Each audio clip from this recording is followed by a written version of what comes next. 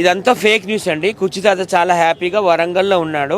ఇప్పుడు మధ్యాహ్నం 3 గంటలకి అంటే ఒక 3 అవర్స్ బ్యాక్ నాతో ఫోన్లో కూడా మాట్లాడాడు. నిన్న నైట్ కూడా వీడియో కాల్లో కూడా మాట్లాడాడు.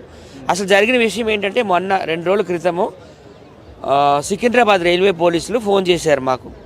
ఫోన్ చేసి ఒక డెడ్ బాడీ ఇక్కడ గాంధీ హాస్పిటల్ ఉంది, కొంచెం కుర్చీ తాత పోలికలు ఉన్నాయి అని చెప్పారు.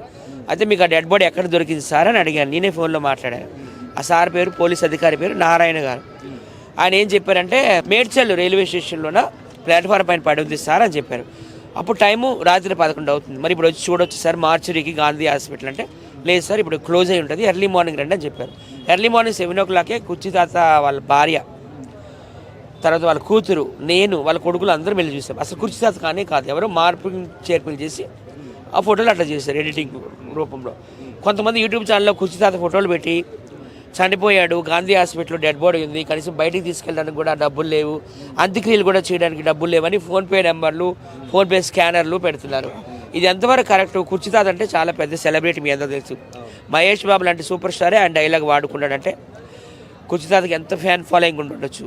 ఆంధ్రాలో, తెలంగాణలో, రాయలసీమలో, కర్ణాటకలో అంత లెక్క ఉన్నారు. అభిమానులే చూసుకుంటారు, ఎందుకంటే అభిమానులకు ఎంతో ఇష్టం కాబట్టి. ఈ ఫేక్ న్యూస్ ఎవరైతే క్రియేట్ చేశారో వాళ్ళందరూ కూడా రిపోర్ట్లు కొట్టండి, మీ అభిమానులంతా కూడా. ఆ ఛానల్ అయితే లేపేయండి అని నేనైతే కోరుకుంటున్నాను. ఆయన అయితే క్షేమంగానే ఉన్నారు. నేను ఇప్పుడే 3 గంటలకు మాట్లాడాను. వరంగల్లో ఉన్నారు. ఆయనకు వీడియోస్ కూడా వైరల్ అవుతున్నాయి కదా, అక్కడ ఉన్న వాళ్ళు వీడియోస్ అన్ని చేపించారు. నేను బతికే ఉన్నాను, నన్ను చంపడం ఏంటి, నేనే ఎంతమందిని చంపొచ్చాను, నన్ను చంపే ధైర్యం ఎవడకరని వీడియోలు కూడా చేసి పెట్టారు. అందరూ కూడా ఇది గ్రహించాలి. ఎందుకంటే కొంతమంది ఫ్యామిలీ మెంబర్స్ హార్ట్లు కూడా చాలా వీక్గా ఉంటాయి. ఇలాంటి వార్తలు విన్నాక కోమాలోకి వెళ్ళిపోవడం కానీ, చనిపోవడం కానీ జరుగుతుంది. సో కుర్చీ తాతల వైఫ్ హార్ట్ కొంచెం గట్టిది కాబట్టి నిలబడింది, లేకపోతే పరిస్థితి ఏంటి? సో బతికుని మనుషులు ఎందుకు చంపుతున్నారని నేను అడుగుతున్నాను.